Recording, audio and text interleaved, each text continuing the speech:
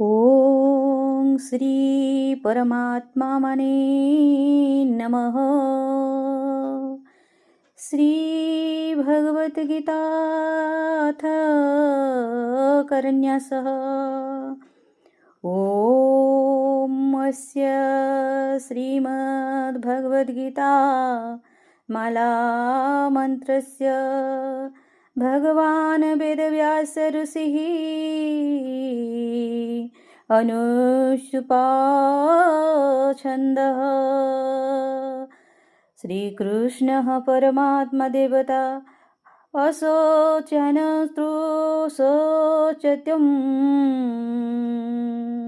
प्रज्ञावदं स भाससे इति सर्वधर्मान् परित्यज्य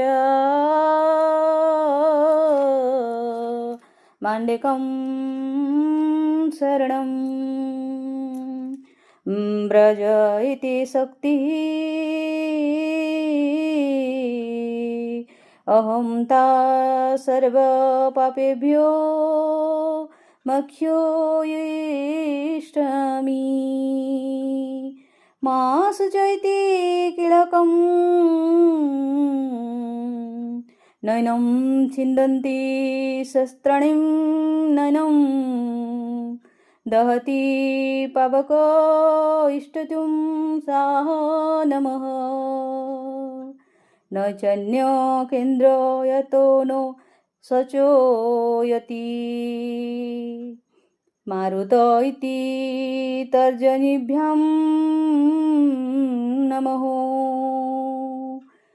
अच्छेदो योमो बाहुयो युमक्लेदो सोयो एव च इति मध्यमाह्यं नमः। नित्यः सर्वगतः पाणुरं कोऽयं सनातन इत्यनामिकाभ्यां नमः।